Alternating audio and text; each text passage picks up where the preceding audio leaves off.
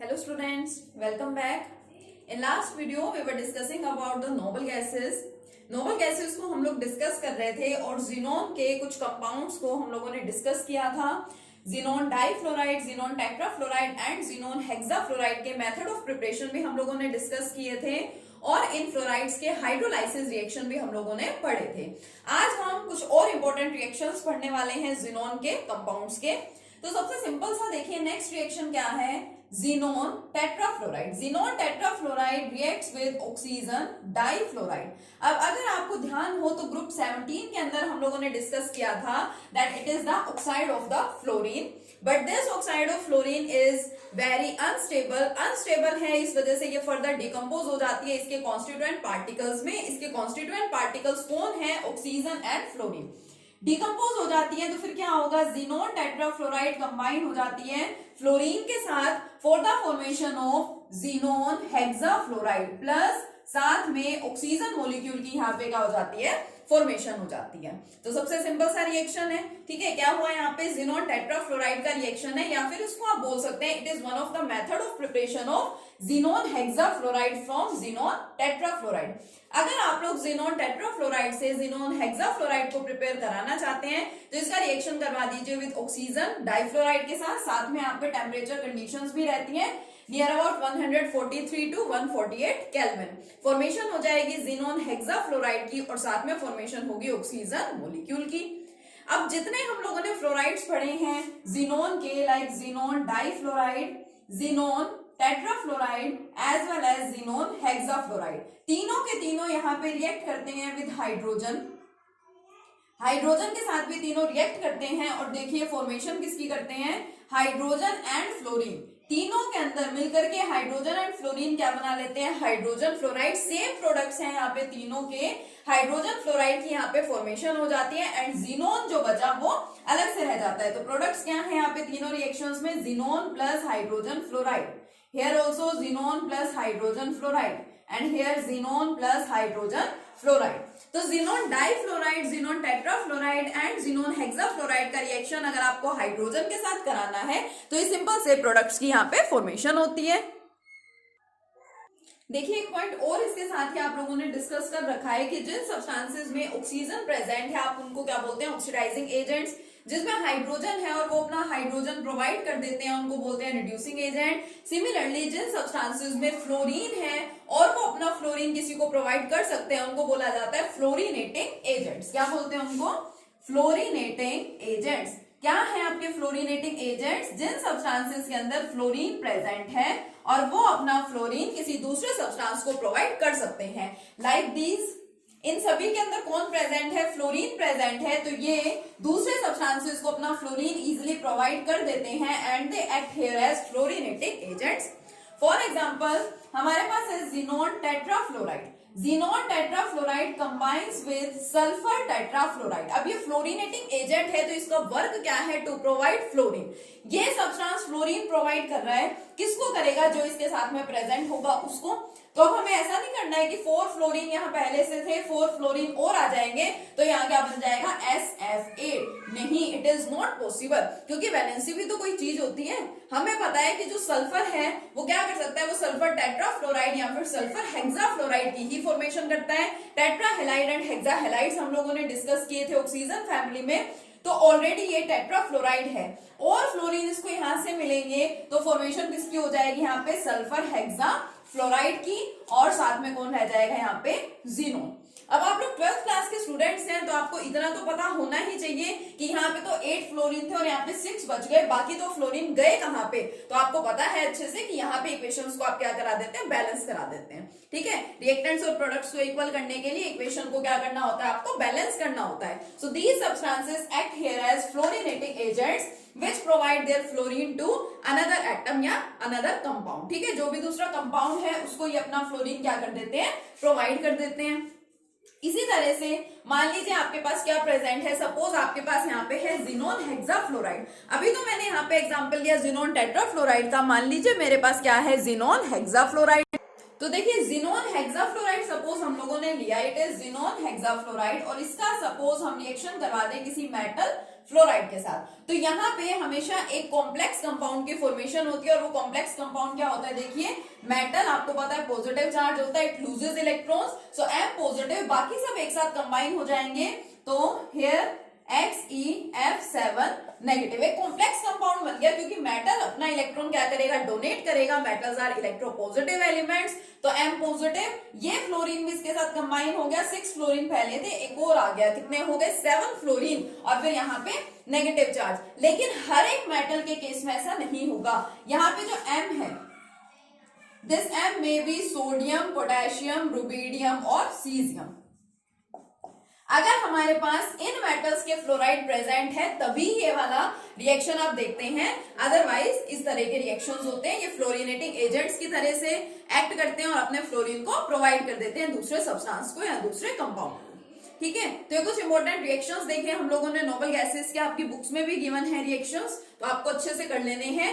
Now last topic of this unit, जो P block elements हम लोग यूनिट डिस्कस कर रहे हैं, इसका लास्ट टॉपिक क्या है, नोबल गैसेस के कंपाउंड्स के स्ट्रक्चर्स। नोबल गैस जीनोन ही है जो कि कंपाउंड्स की फॉर्मेशन करती है, और इसके कुछ कंपाउंड्स मैंने आपको बताए थे कि कौन कौन से कंपाउंड यहाँ पे बन सकते हैं जीनोन के, xenon difluoride, xenon tetrafluoride, xenon hexafluoride, तीन तो ये क्या हो गए, फ्लोराइड्स हो गए। उसके अलावा xenon trioxide, xenon tetroxide, xenon oxyfluoride and xenon oxy difluoride, ये सारे सब्सटेंसेस हैं, ये सारे कंपाउंड्स हैं जो जीनोन क्या करती है, प्रिपेयर करती है फ्लोरीन के साथ एंड ऑक्सीजन के साथ। तो हमारा लास्ट कंसेप्ट इस यूनिट का, last topic and which is very important, जिससे रिलेटेड क्वेश्चन हमेशा एग्जाम में पूछा जाता है, दैट इज देयर स्ट्रक्चर। ये जो हम यहाँ पे कंपाउंड्स देख रहे हैं, इन कंपाउंड्स के स्ट्रक्चर्स, जैसे हम लोगों ने इंटर हैलोजन कंपाउंड्स के स्ट्रक्चर पढ़े थे, सेम उसी तरीके से हम लोग नोबल गैसेस के कंपाउंड्स के स्ट्रक्चर को भी डिस्कस करते हैं।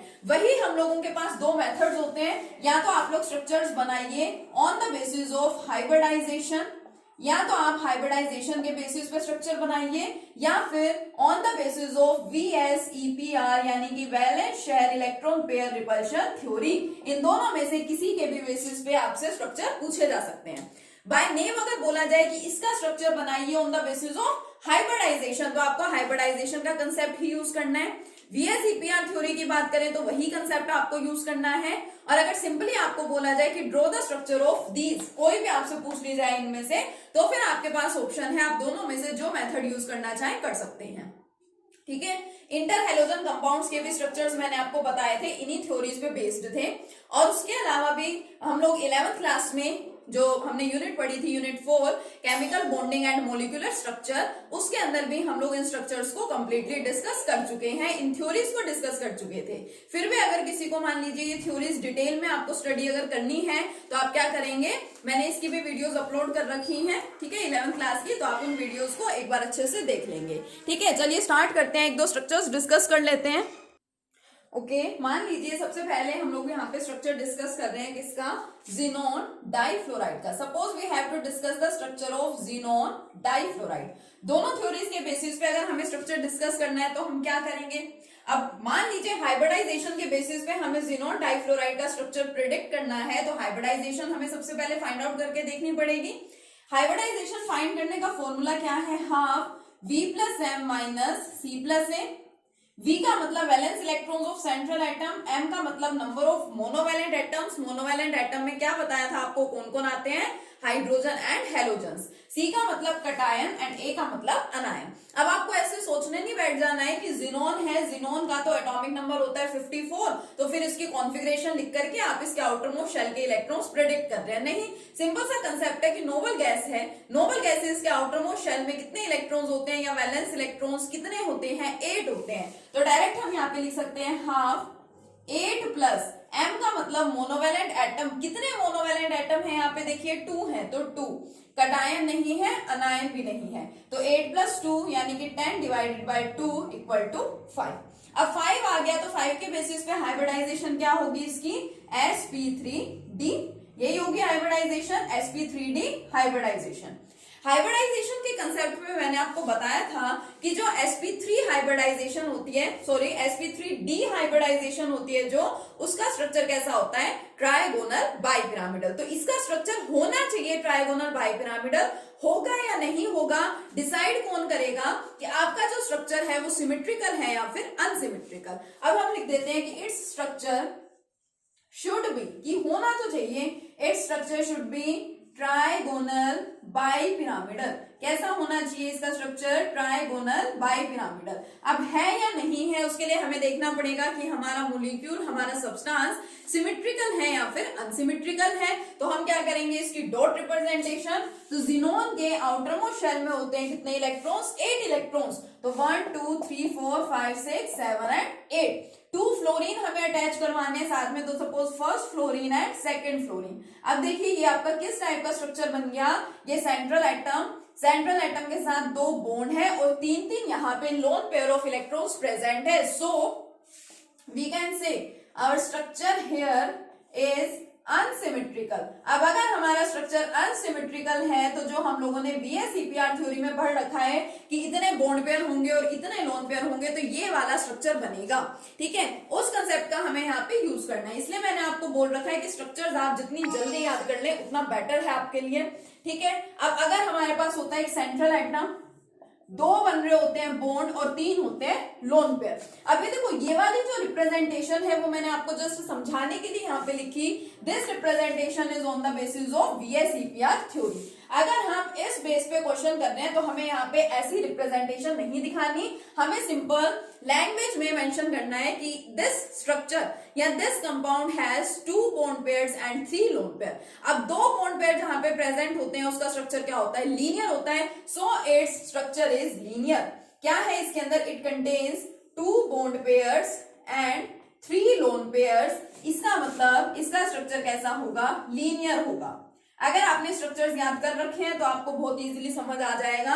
अगर आपने स्ट्रक्चर्स याद नहीं कर रखे तो आपको यहाँ पे कुछ भी समझ नहीं आएगा। इसके बाद जो मैंने बताया है ना वो आपको कुछ भी समझ नहीं आएगा अगर आपको स्ट्रक्चर्स अभी तक याद नहीं हुए हैं तो फटाफट से इन स्ट्रक्चर्स को याद कर लीजिए।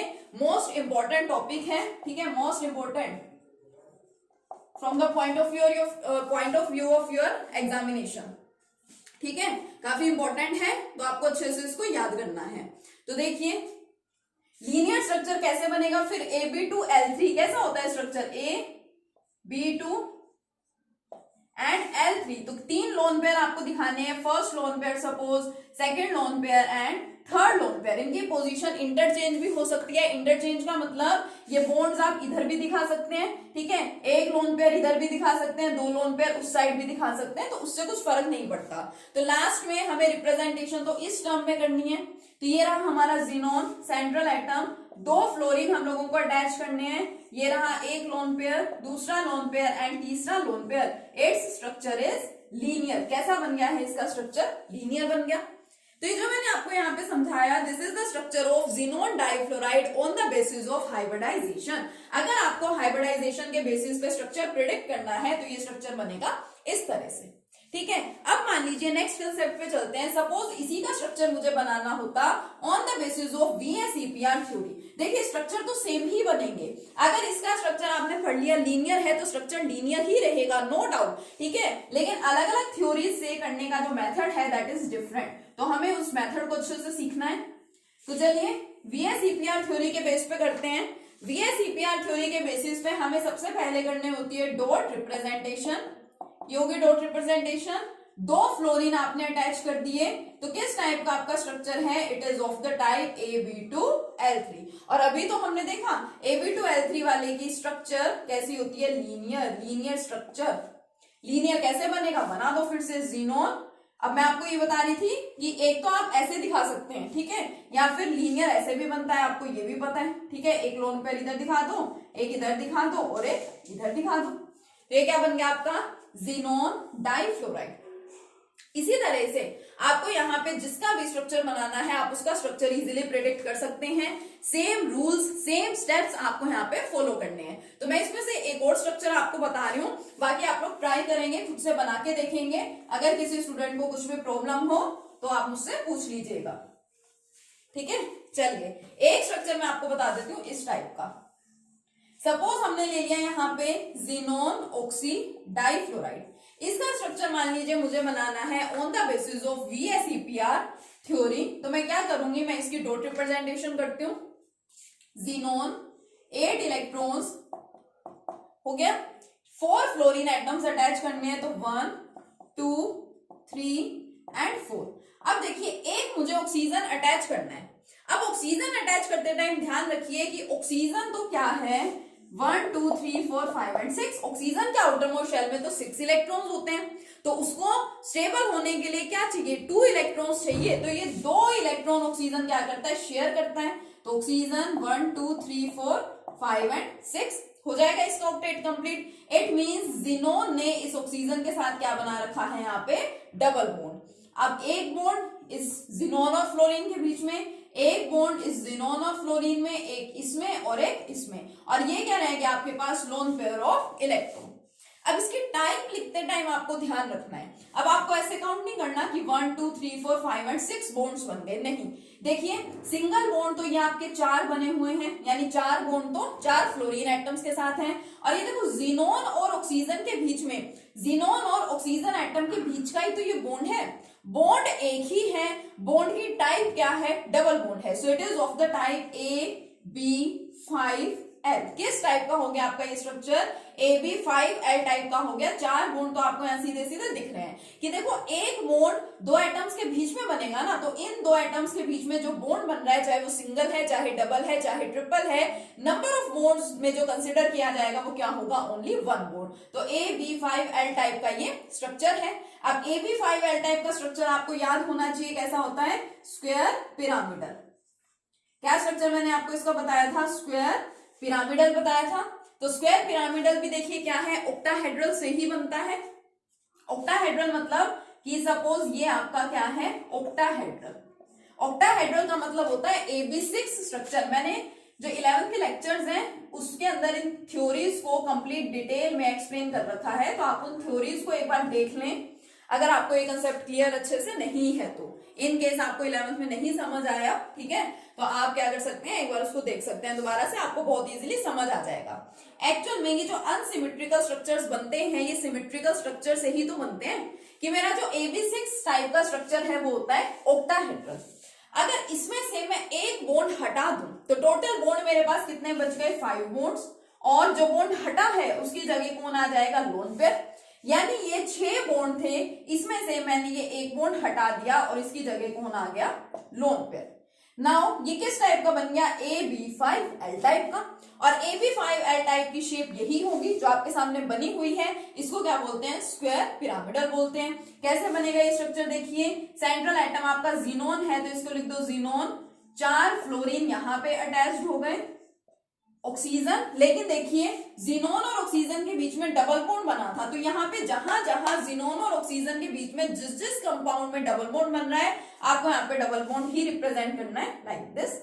सो it is the structure of the xenon oxy tetrafluoride. ठीक है, एक चीज इसमें क्या हो सकता है कि लोन पेयर को नीचे दिखा सकते हैं, डबल बॉन्डेड ऑक्सीजन को ऊपर भी दिखा सकते हैं। ठीक है, मान लीजिए अब आपको इस स्ट्रक्चर को और अनसिमेट्रिकल बनाना हो तो क्या हो सकता है, अभी मेरे पास 5 बॉन्ड है, वो 5वां बॉन्ड भी यहां से एक हट सकता है, तो उसकी जगह कौन आ जाएगा, लोन पेयर आ जाएगा। मान लीजिए AB5L टाइप का स्ट्रक्चर मैंने यहाँ पे आपको बताया, देखिए कि सबसे पहले तो AB6 था, 1 2 3 4 5 एंड 6। एक बॉन्ड हट गया और उसकी जगह कौन आ गया, lone pair. It is of the type AB5L।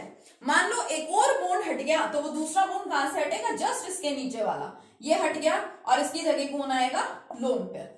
It is of the type AB4L2। और इस वाले स्ट्रक्चर को क्या बोला जाता है, स्क्वायर प्लेनर।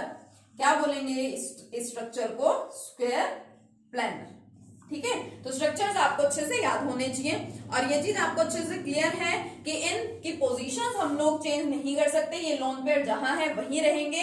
अगर हम इनकी पोजीशन चेंज कर देते हैं तो बॉन्ड एंगल्स चेंज हो सकते हैं, बाकी सारी प्रॉपर्टीज यहाँ पे चेंज हो सकती हैं। ठीक है, तो आप क्या करेंगे, आप इन सब्सटेंसेस के, इन कंपाउंड्स के स्ट्रक्चर्स बना के देखेंगे इन्हीं थ्योरी के बेसिस पे, बट उससे पहले आपको ये सारे स्ट्रक्चर्स क्लियर होने चाहिए। ठीक है, उसके बाद आपकी जो नोबल गैसेज आपने पढ़ी उसके कुछ सिंपल से यूजेस हैं, हमारी डेली लाइफ से रिलेटेड हैं, तो आपका वर्क है कि आप उन यूजेस को देखेंगे अच्छे से, उन यूजेस को भी अच्छे से स्टडी करेंगे और साथ में ये स्ट्रक्चर्स करेंगे। ठीक है, इनमें से किसी भी कंसेप्ट में आपको कुछ प्रॉब्लम हो तो आप मुझसे पूछ सकते हैं। यहाँ पे हमारी जो यूनिट है पी ब्लॉक एलिमेंट्स, ये क्या हो गई, कंप्लीट हो गई।